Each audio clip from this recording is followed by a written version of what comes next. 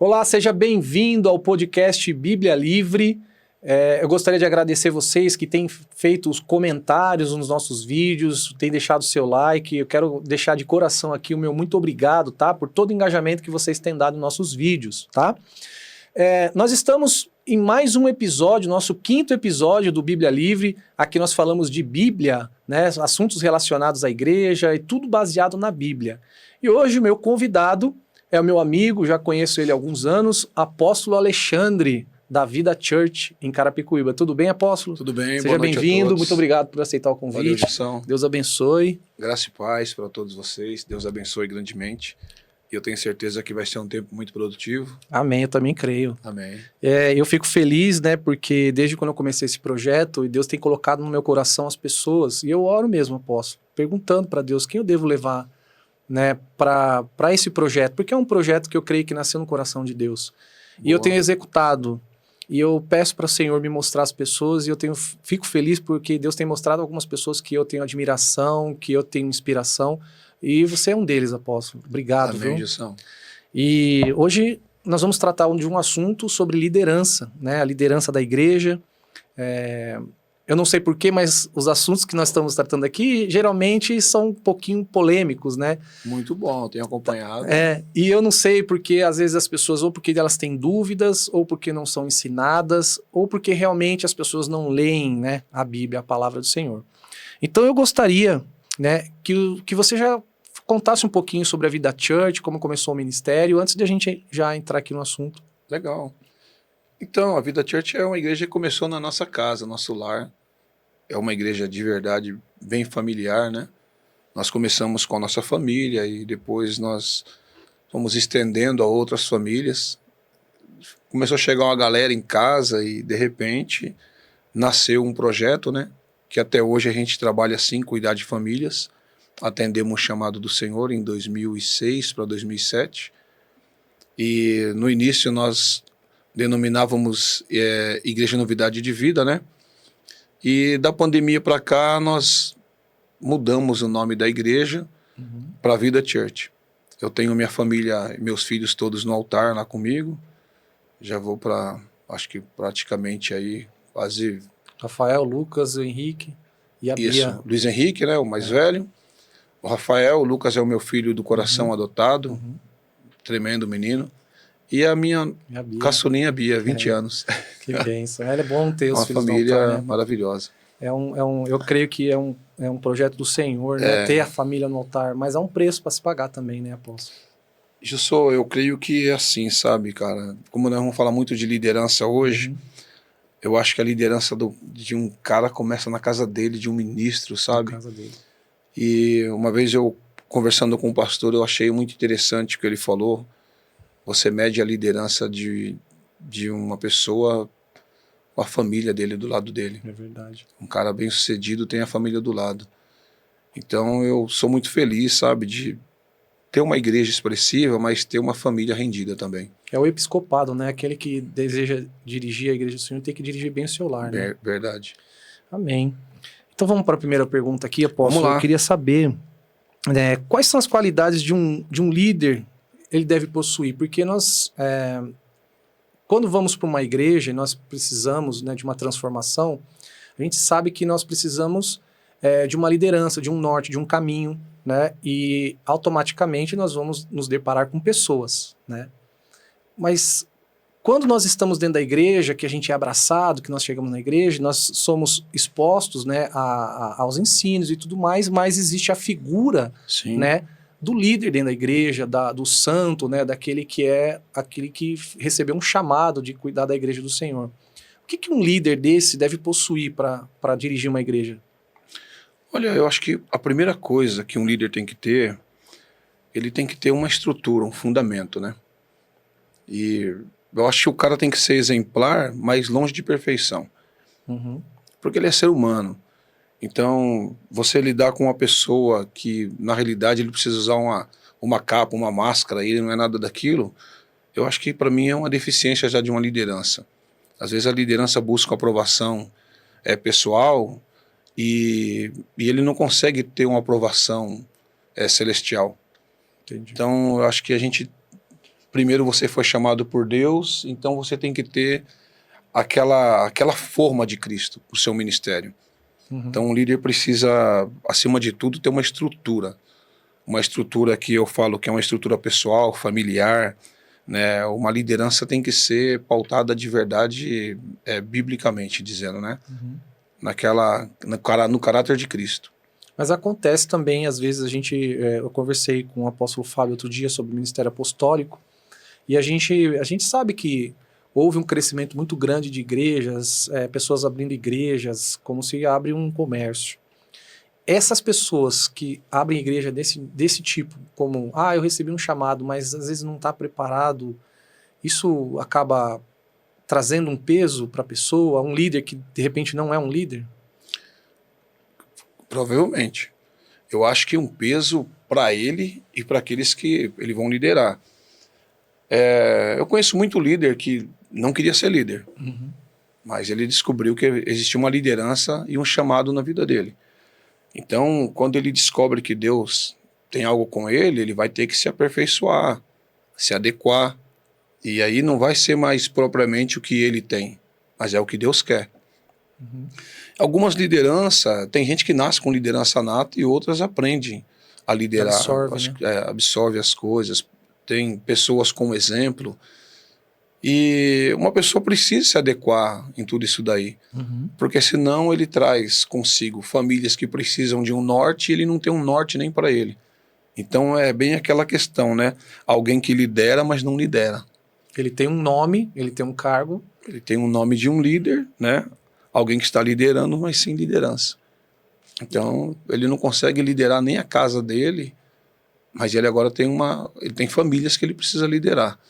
Então a casa dele não tem um norte, mas ele quer dar um norte para a igreja. Você acha que isso às vezes é motivo de alguns conflitos dentro da igreja? Por exemplo, esse líder que ele não consegue ter a liderança e aí começa a nascer alguns conflitos dentro da igreja. Você acha que isso é um dos motivos? Eu creio que sim. Porque, primeiro, quando você tem uma família e tem um respaldo dela, é claro que você tem um respaldo da sua família por características que você tem da sua liderança familiar. E aí a sua base para o que você vai fazer é a sua família. Então, a sua família, ela vai te dar respaldo. Eu já presenciei líder que os filhos não tinham prestígio. E os filhos dos próprios filhos. Pastores. Líder que a gente está falando, pastor, sim. Alguém que está junto na liderança da igreja. Correto. Os filhos não tinham respeito. E aí você vê que quando a pessoa vai liderar, ou ela vai palestrar, ou ela vai ensinar, nem mesmo a sua esposa consegue se render ao que ele está fazendo.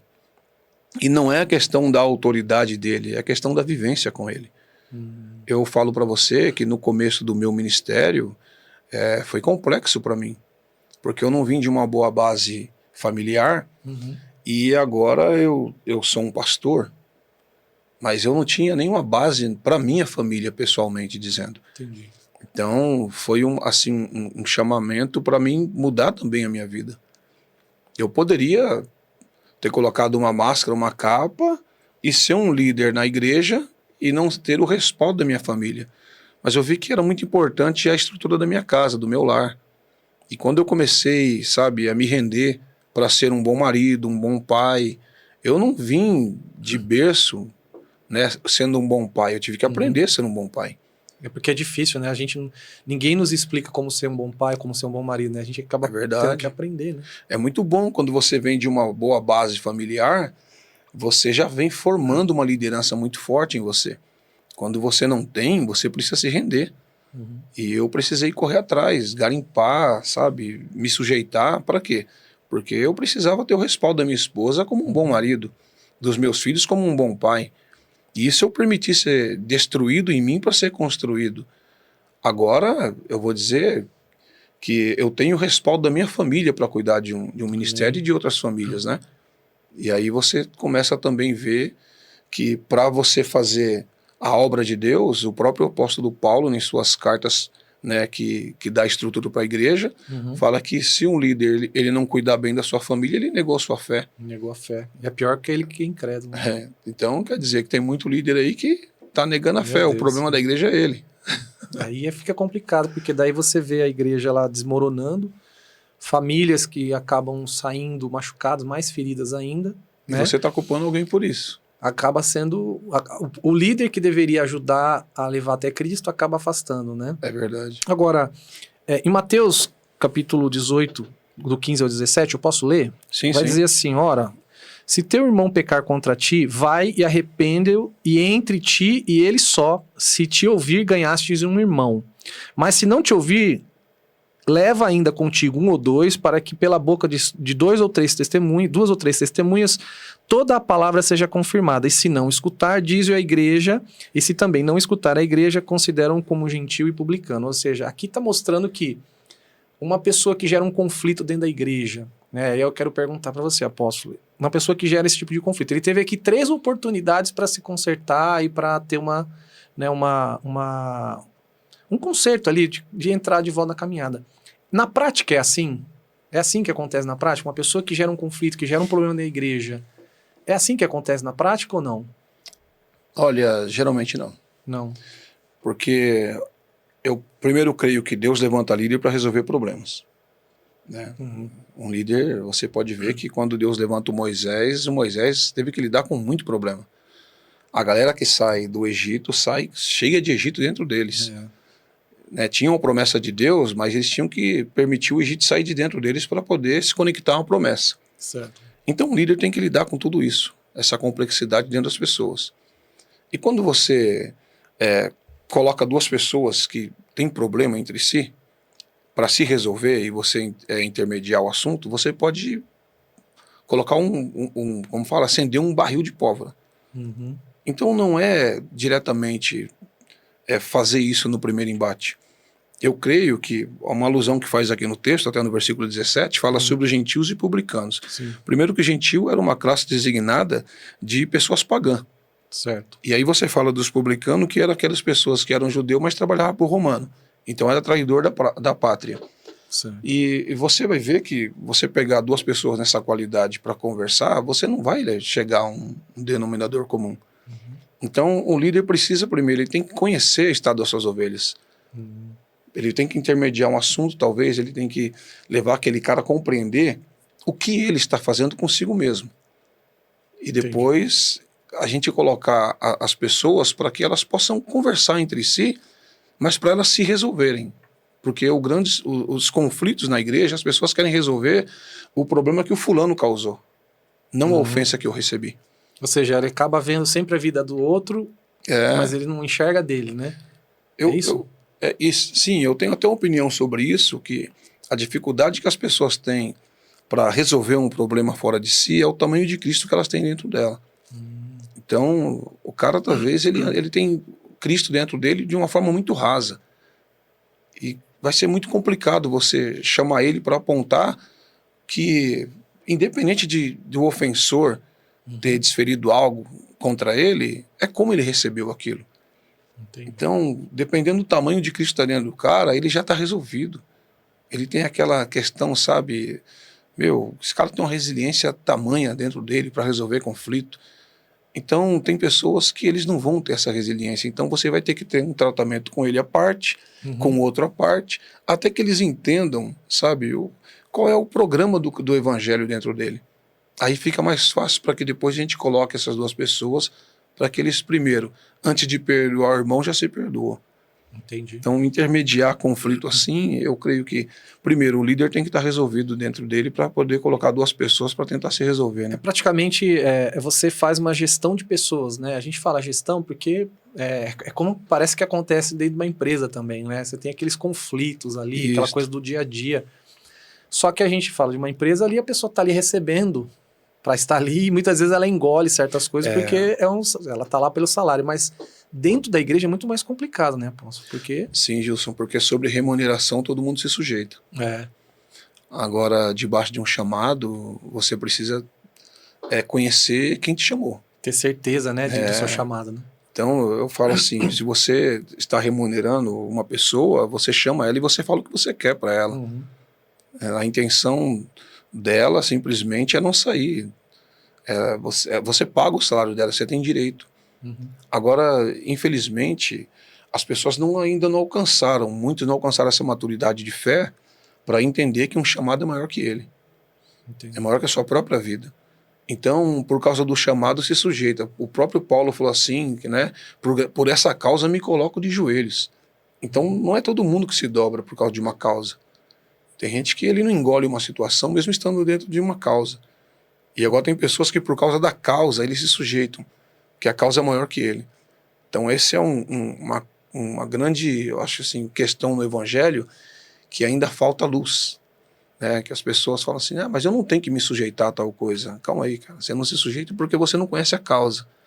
Se a causa é maior que você, eu acho que você se sujeita a tal questão. Isso é ter a certeza, né, daquilo que foi chamado para se fazer, né? E não é nem questão de humilhação, né? Eu acho que assim, às vezes, você resolvido, você resolve muita coisa. Com mais facilidade. Agora, você não resolvido, você complica elas ainda mais. Complica, contamina, né?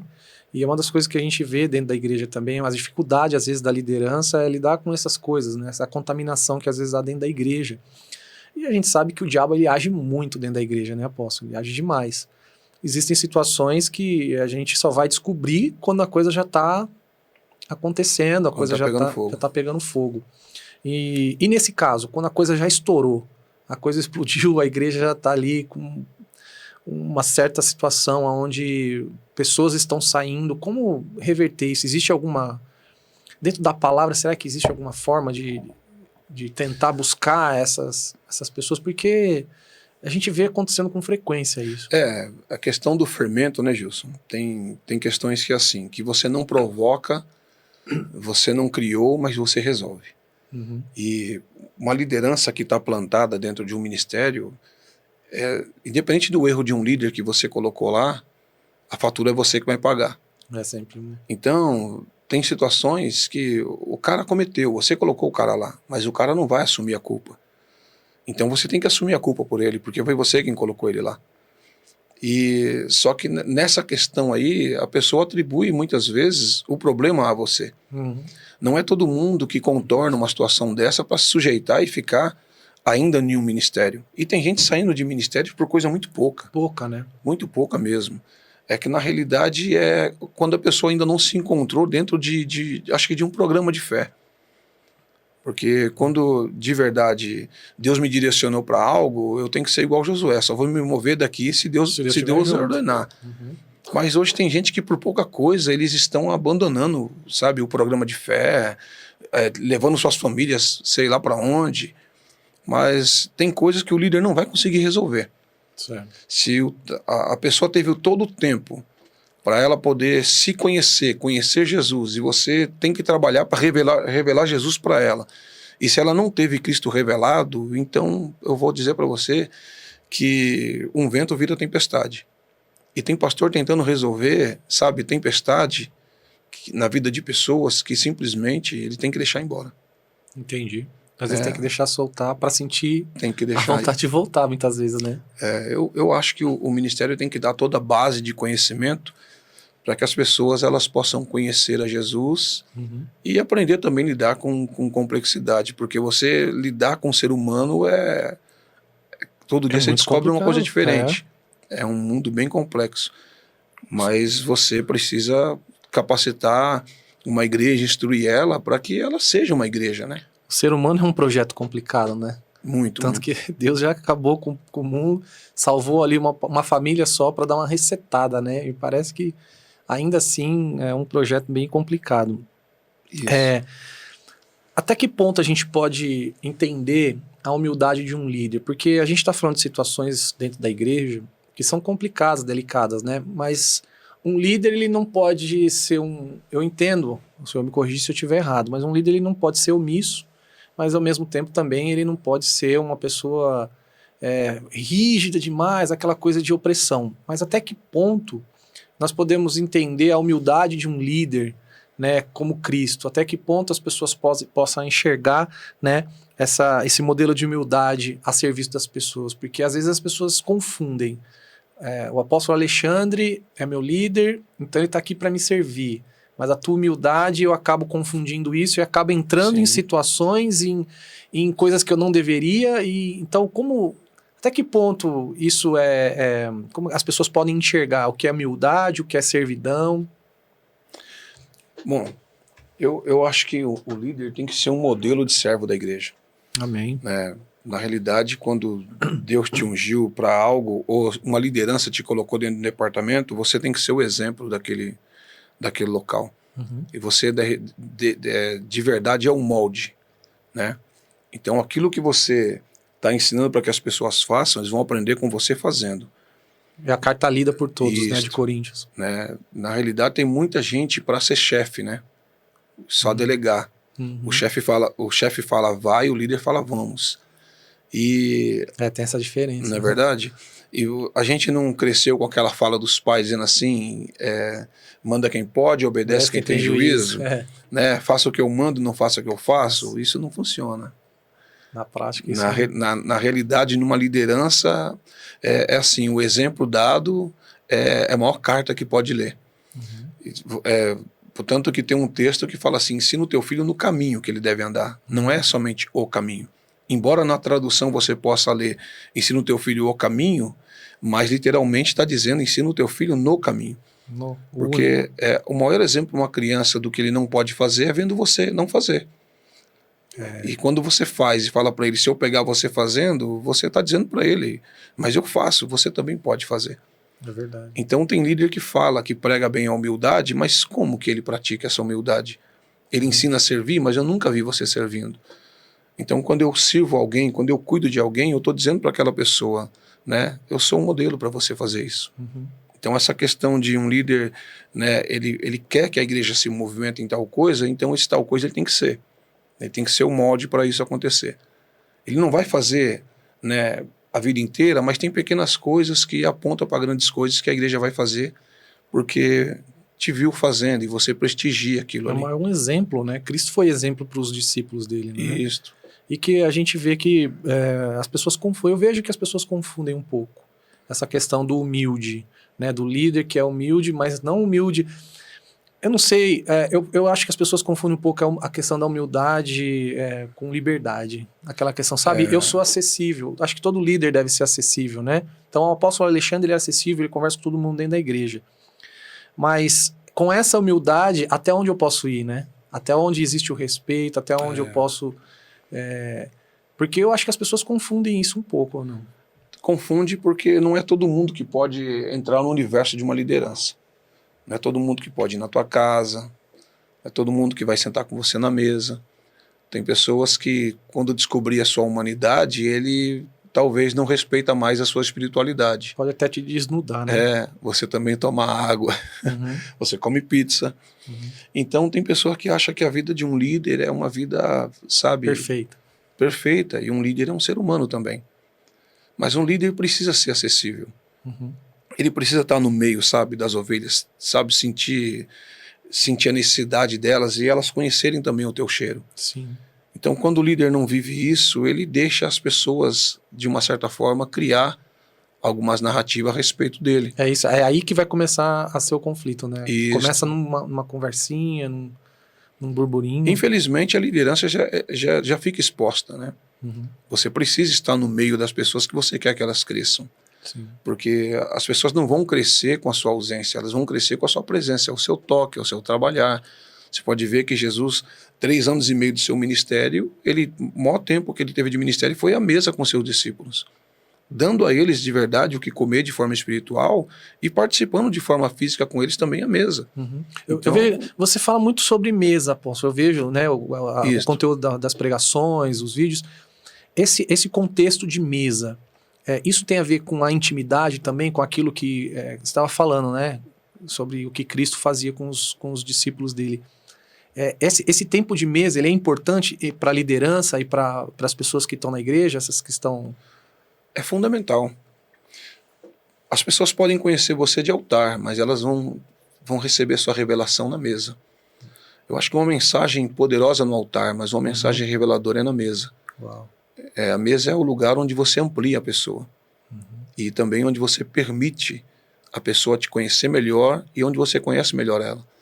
Acho que você não vai pegar uma pessoa no meio de uma multidão e falar para ela o que você enxerga nela, mas é na mesa que Deus revela quem ela é. Então a mesa encurta essa distância, né? Você encurta essa distância. Você pode ver que uma vez perguntaram para Jesus em Mateus capítulo 13, dizendo: Senhor, tu falas muita coisa em parábola e o povo não entende, nós também não. Não entendi. E ele fala para o seu discípulo assim: mas a vós é dado a interpretação, a revelação do que eu digo. Mas Jesus não ensinou eles no meio da multidão, ensinou eles aonde? No secreto. Na mesa, no secreto. Então a mesa é onde você abre para os discípulos, sabe, o conhecimento para eles. Isso também é cuidar, né, de rebanho, porque a gente vê aqui que em 1 Pedro 5, 5, do 2 ao 3, ele vai falar, né? Apacentai o rebanho de Deus que está entre vós, tendo cuidado dele, não por força, mas voluntariamente, nem por torpe ganância, mas de ânimo pronto. Isso. Nem como tendo domínio sobre a herança de Deus, mas servindo de exemplo de rebanho. Essa é uma herança que um líder acaba passando por um discípulo, esse tempo de mesa, ensinando, esse caminho, essa servidão, essa humildade de poder receber, de poder sentar e ter esse tempo? Sim. Inclusive, né, quando fala assim, nem como tendo domínio sobre a herança de Deus, mas servindo como exemplo ao rebanho. Quer dizer, Jesus deixou um código para a gente. Então, você vê que tudo que é caráter de Cristo para servir um ministério, ele deixou para a gente claramente. Não dá para a gente ter uma outra base para fazer, senão a revelação que ele já nos deixou. Então eu não vou fazer isso por obrigação, mas é voluntariamente, está no meu coração. Quando eu deixei Cristo dominar, sabe, a minha vida e plantar a sua característica dentro de mim, agora eu tenho que servir com característica dele. Não é mais algo propriamente meu. Então, a gente vê muita liderança dando o que é propriamente seu. Ele não permitiu ser descaracterizado para ele ser moldado. E eu falo assim que essa questão de você servir, de você amar, de você se entregar, de você respeitar uma pessoa na mesa, você deixa ela confortável também para crescer. Porque a mesa é um lugar não só de você revelar um propósito, mas também de fazer a pessoa conhecer um propósito. Tem gente que vem para a mesa sem saber nem quem é. Uma coisa interessante Jesus faz no ministério de Pedro, né? Jesus pergunta para os seus discípulos: quem dizem os homens ser o filho do homem? Todo mundo dando aquele silêncio, né? E alguns começam a responder com certa timidez, dizendo assim: olha, uns dizem que tu és um profeta, Elias, Jeremias, né? Até de João Batista já te chamaram. E falou assim: bom, quem anda distante de mim tem muitas falas ao meu respeito. E vós, quem dizeis que eu sou? Quando Pedro fala assim: tu és o Cristo, enviado do Deus vivo, aí Jesus também esclarece para ele quem ele é. Então a mesa é um lugar de você, né, revelar o Cristo e Cristo revelar quem você é. Ser revelado. Na mesa você toma conhecimento do propósito e na mesa você toma conhecimento de quem te chamou para o propósito. Eu acho que a mesa é um lugar de expansão, é fantástico. É sensacional, né? Porque realmente eu vejo que é um lugar mesmo de ensino, um lugar de intimidade, um lugar onde a gente aprende a buscar de uma maneira diferente. É claro, né, que...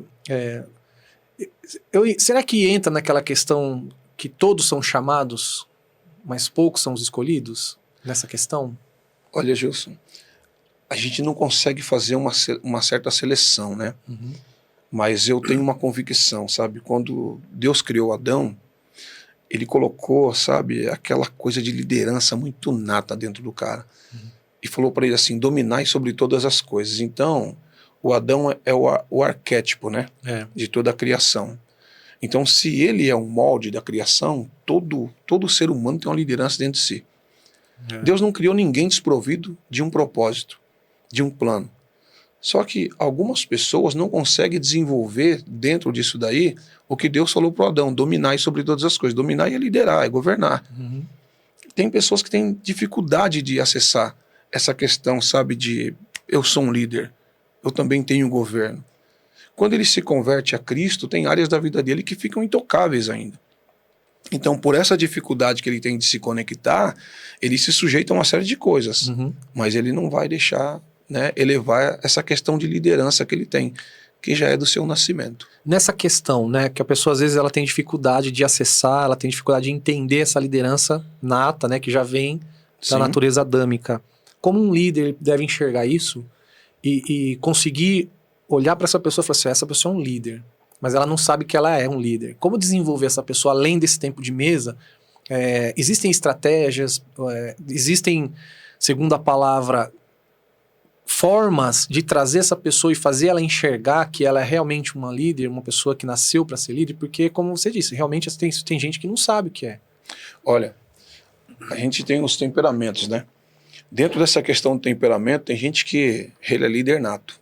Se você pega um colérico aí, até mesmo um sanguíneo, que já vem, sabe, daquela vertente de liderança nata. Você pega uma criança que você descobre o temperamento dela, que ela é colérica, ela já está dominando as crianças no jardim, né, no jardim de infância. Você pega aquelas crianças que são mais calminhas, são melancólicos, fleumáticos, né, que são mais introvertidos, você vê que eles são aqueles que se deixam ser liderados, mas eles também têm liderança. De uma outra forma. De uma outra forma. Essas pessoas, eles vão ser trabalhados para se tornarem líderes. E podem se tornar excelentes líderes. Quando você recebe essas pessoas na igreja, você vê que aquele cara que chegou lá, aquele sanguíneo, aquele colérico, aquele cara extrovertido, comunicativo, ele tem uma facilidade de reunir pessoas, de incentivar as pessoas a fazer tal coisa. Isso não quer dizer que ele já veio com liderança pronta, mas ele tem mais facilidade para receber a liderança dele. Isso é uma coisa bem marcante, que dá para observar já de pronto. Até porque ele é um cara comunicativo. Só que dentro desses 4 temperamentos, a gente vai ver quem é sujeito. E a sujeição a Deus facilita o cara a entender ou não a sua liderança. Porque todo líder tem que ser moldado, tem que ser trabalhado. Sim. Mas a questão é que alguns líderes têm aquela dificuldade, né, de rendição. Outras pessoas têm facilidade.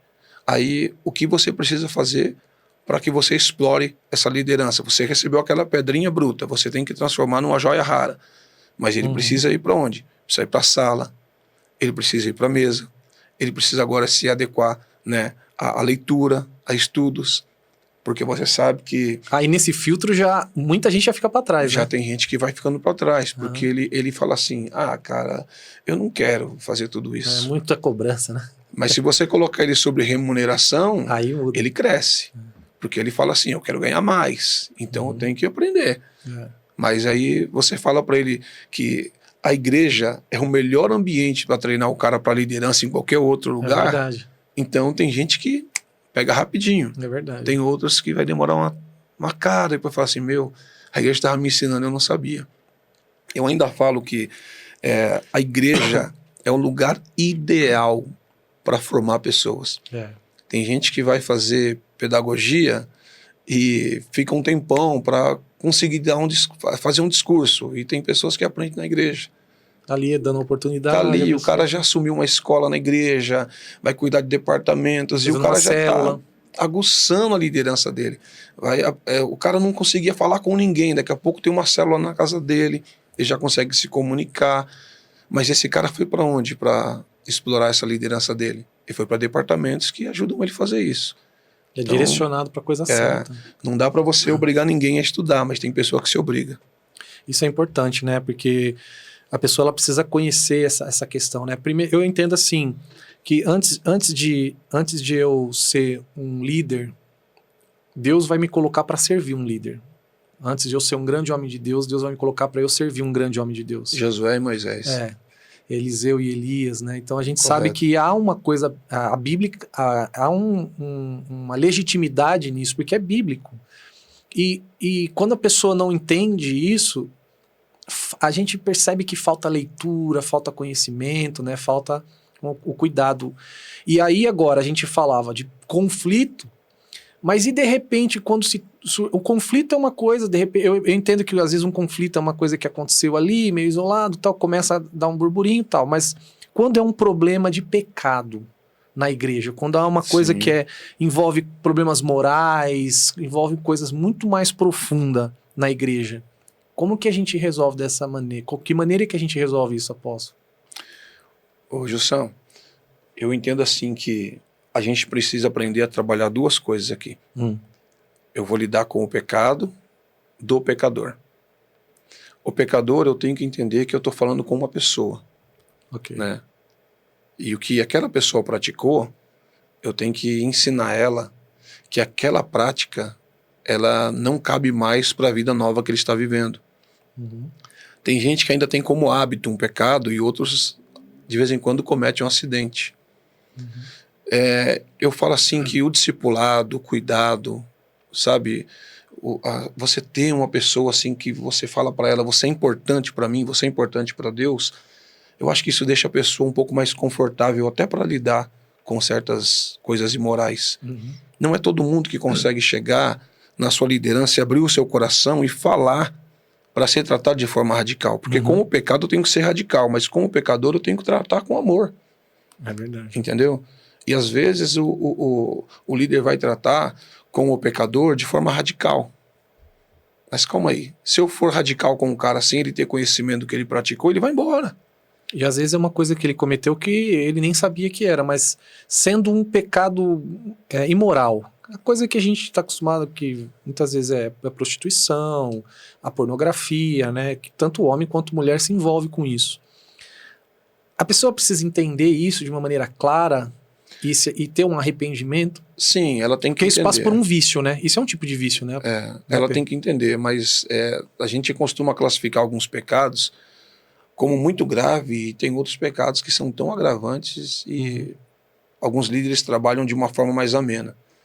Por exemplo, a Bíblia fala assim que tem 6 coisas que Deus odeia e a 7ª ele abomina. Então quer dizer que tem coisas que o Senhor fala assim para mim, isso aqui não serve. E uma coisa que Deus abomina é quem causa contenda entre os irmãos. Então a gente fala assim, pô, esse irmão aqui causou uma contenda, ele tem a síndrome do desleal, mas ele tá aí. Mas aquele cara que foi pego mandando nudes, aquela menina que foi pego mandando nudes, eu tô dando um exemplo, né? A gente já quer pegar e colocar de lado e tratar de forma radical. Eu tenho que ser radical com o pecado, independente de qual seja. Eu tenho que chamar o cara e explicar para ele que o pecado é uma coisa que Deus abomina. Mas quem vai ser lançado no inferno, o pecado ou o pecador? É o pecador. Então você quer ser lançado no inferno por causa dessa deformidade? Você pode mudar, você pode se libertar dela. E o arrependimento faz o cara zerar a conta. É verdade. Entendeu? Às vezes a pessoa acha que para Deus não tem pecadinho ou pecadão, né? Ah, esse é o pecado maior. Não. Mas eu entendo que Tiago ele vai falar muito sobre a língua do homem, né? Às vezes uma língua ela pode trazer morte, né? De matar a pessoa espiritualmente falando. Isso é um pecado também muito grande, né? Não de dimensão, de tamanho, mas de proporção. Que a gente fala. Tem uma coisa que o judeu gosta de falar que é o lachonará. Lachonará, né? Que é o pecado da língua. Eles levam isso muito a sério, né? Ou seja, a mesma pessoa que às vezes comete um tipo de imoralidade sexual, que é um pecado, é comparado com um que falou mal do irmão também, né? Porque entenda uma coisa, né? O Gilson, quando o cara vai lá e comete um assassinato, ele matou aquela pessoa uma vez. Mas quando a pessoa comete, né, o pecado de falar mal de alguém, ele mata aquela pessoa várias vezes. É verdade. Então ele não mata só aquela pessoa, ele mata a família dela, ele mata os liderados por ela. Então eu acho que é muito mais agravante. Então tem gente que fala assim, pô, esse cara é um assassino, ele matou uma pessoa. Mas aquele ali, ele matou em série. É quase um serial killer, né? Então, é muito grave. E a boca da gente, convertida, ela pode construir uma história. Né? Mas se ela não convertida, ela pode destruir muitas histórias. Você vê pessoas fazendo uma narrativa sobre alguém sem nem conhecer uma pessoa. Tem gente que conta história de outra pessoa sem nunca nem ver ela.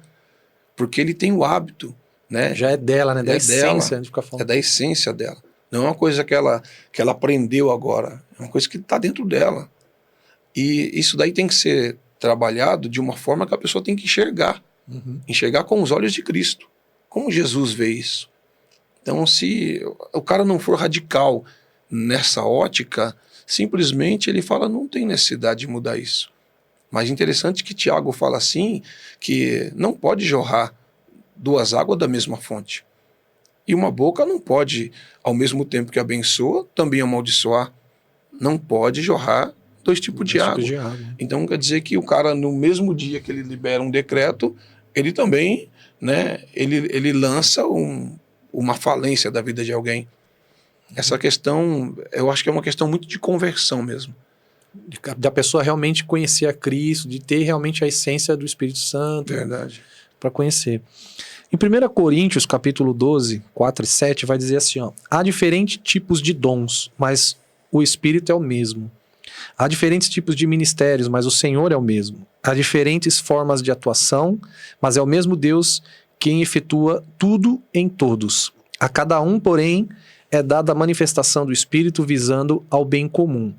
Apóstolo, dentro de uma igreja, né, o líder que a gente já comentou aqui, né, sobre a observação daquelas pessoas que são chamadas, aquelas pessoas que têm mais facilidade de ser líder. Mas existem aquelas também que têm algo a mais, que é a questão de ser missionário, né? Que essa pessoa ela vai sair da igreja. Sim. Porque muitas vezes um pastor ele passa um tempo ali formando um líder para estar do lado dele, para auxiliar, para estar junto, mas aqui é o contrário. Aqui é uma visão diferenciada, aqui é um ministério missionário. Né? Como que um líder da igreja pode enxergar dessa maneira aqui, incentivar essas pessoas a realmente a se aplicar nesse chamado que é o missionário? Olha, eu acho interessante que a igreja do Novo Testamento, que é a igreja apostólica, ela é uma igreja que isso está na veia dela. Uhum. Você pode ver que o apostolado é apóstolo, profeta, evangelista, pastores e o mestre. Então você vê que nessa fluência aí de dons ministeriais, eles fazem ativação de tudo isso dentro de uma igreja. Você vai começar a ver pessoas despontando para fazer missões. E a missão é o cara entender que ele está sob um envio. Né? Hoje a gente fala assim, pô, você conhece lá aquela missionária, aquele missionário tal, missionário sem missão nenhuma. É só um missionário de cargo, de nome, né? Ele tem um título, mas ele não tem uma função.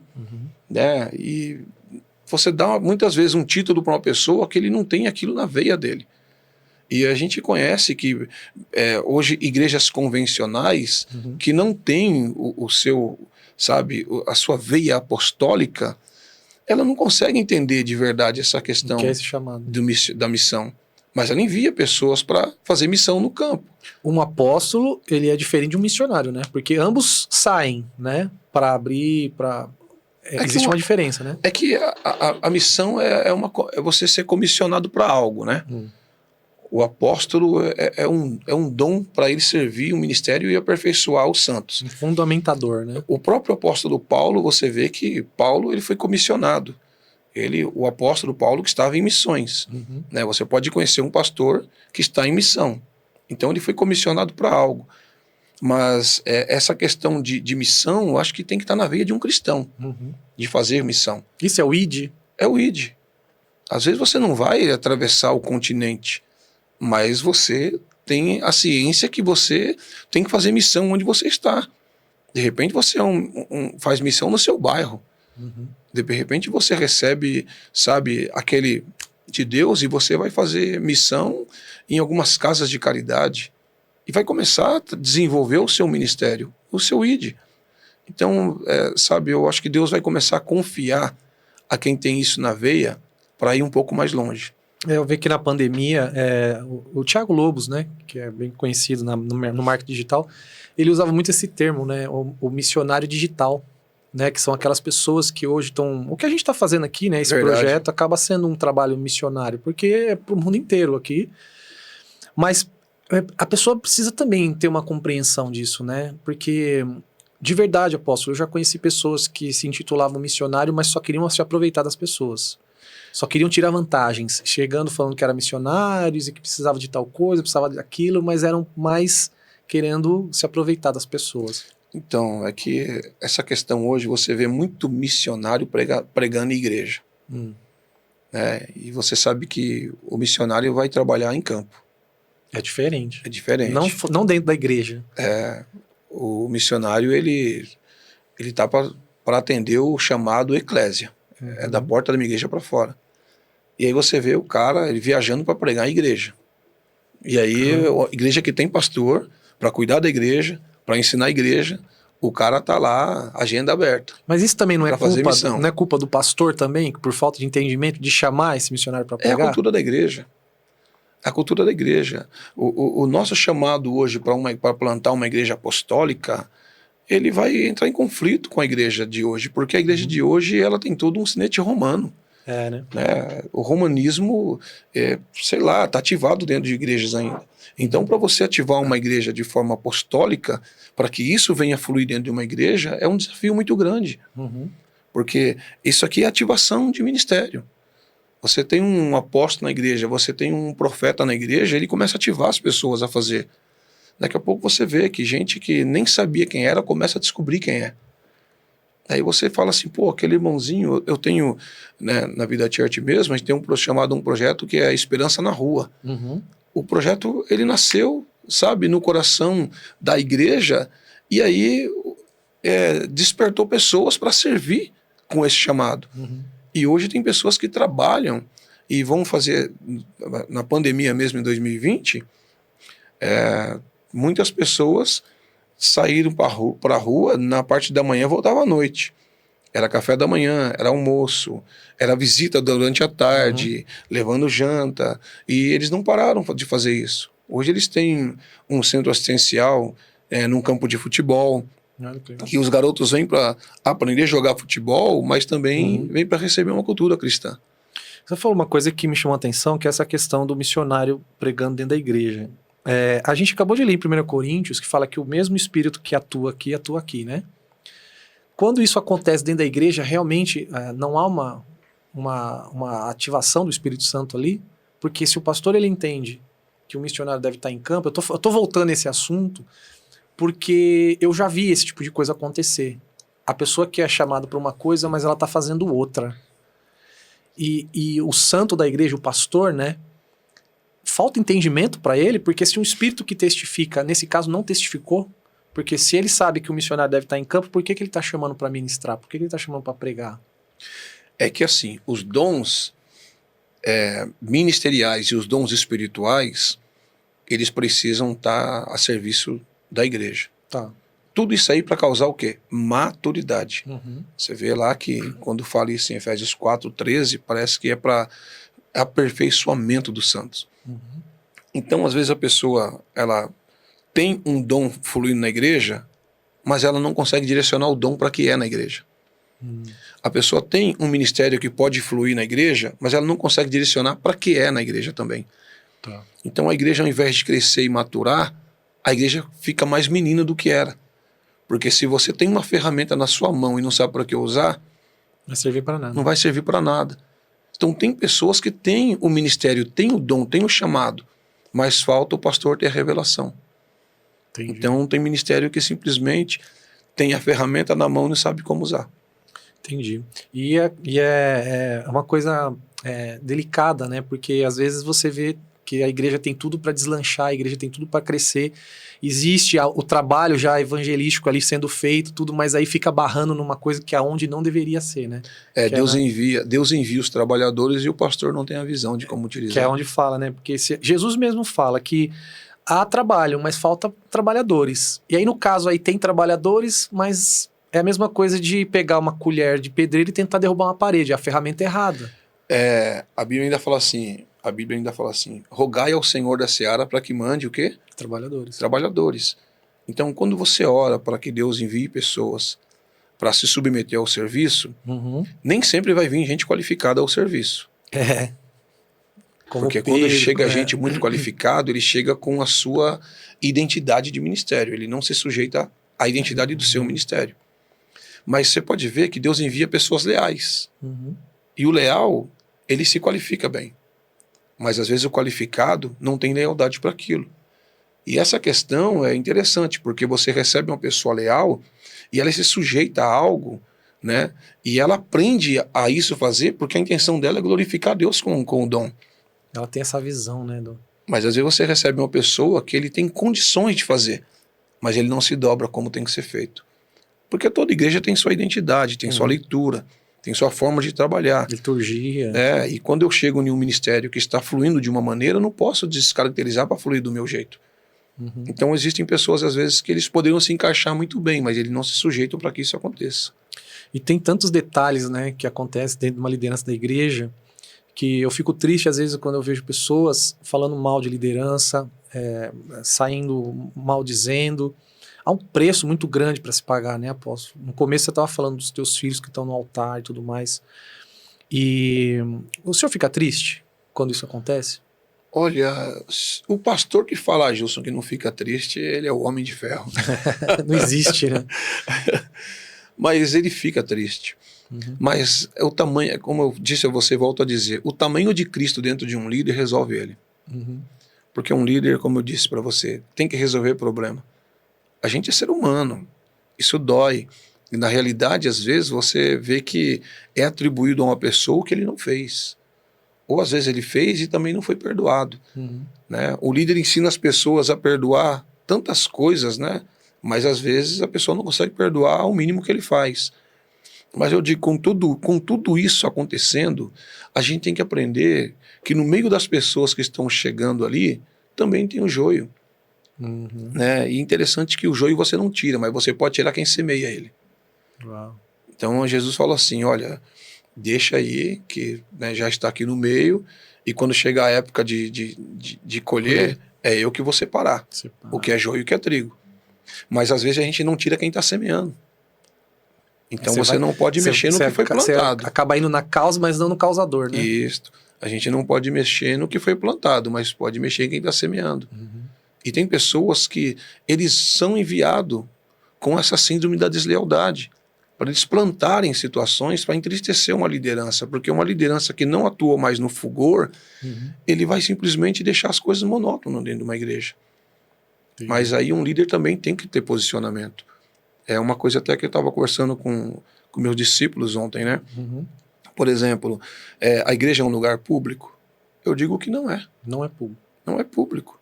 É como a tua casa. Vai na tua casa os seus amigos e convidados do seu amigo. Mas um convidado do teu amigo que não se comporta devidamente, ele é convidado a se retirar. Uhum. Então, uma pessoa que começa a ter comportamento contrário, ele pode ser convidado a se retirar. Porque ele está semeando uma semente ruim. Diferente. E às vezes a gente espera essa pessoa semear, depois começa a surgir os frutos do que ele semeou, e a gente não toma atitude de tirar quem está semeando. Uhum. Né? Eu acho que se o líder é um mordomo fiel do Senhor, então ele tem uma chave na mão e a autoridade está sobre ele. E ele não tem que levantar um senso democrático na igreja para ver o que ele faz ou se aprova o que ele está fazendo. Ele tem que tomar atitude. E a Bíblia diz que você vai conhecer a árvore pelo fruto, né? E muitas vezes o fruto é ruim. É que a árvore não presta. A árvore não presta e aí é arrancado, queimado, né? É verdade. Na fogueira. Apóstolo, nós estamos aqui encerrando já esse episódio, mas eu quero deixar um convite para a gente fazer o próximo. Sim. E continuar, tá tão gostoso, passou rápido. Ah, muito rápido. Passou rápido, né? E dá suas considerações finais para essa semana, quer passar uma mensagem? Sim. Jussô, sabe que nós estamos em tempo que Deus está aperfeiçoando, sabe, a igreja, os seus santos, levando a igreja a amadurecer. E a gente está se rendendo para tudo isso aconteça. Então, eu digo assim, para quem está nos assistindo, que está sendo desafiado a crescer, está no caminho certo. Se você está sendo trabalhado para crescer, está no caminho certo. Amém. E uma coisa que eu costumo dizer, e eu deixo isso aqui, que é que o cara que quer ser bem-sucedido na vida dele empresarial, na vida dele profissional, ele tem que ser bem-sucedido na vida dele espiritual. Se você permitir que Deus cuide de você no seu espírito, automaticamente tudo que você toca, você vai ser bem-sucedido. Então eu queria deixar isso daí para que você entenda que se você está num lugar que está ampliando você, é o lugar que te desafia. E ninguém cresce sem desafio. Então, seja desafiado e cresça. Amém, glória a Deus. Apóstolo, obrigado, Deus abençoe. Um prazer estar contigo, Gilson. Semana que vem. Você que deseja seguir o Apóstolo nas redes sociais, @Apóstolo Alexandre _ INV? @Apóstolo _ Alexandre _ INV. Isso aí. Tá certo? Isso aí. E da Vida Church, Vida Church. Vida Church. Tá bom. Deus abençoe e até a próxima. Não esqueça de você compartilhar, deixa seu like aqui para trazer engajamento para esse vídeo, deixa aqui o seu comentário, deixa aqui o que você achou desse conteúdo, tá bom? Deus abençoe e até a próxima semana. Shalom, queridos.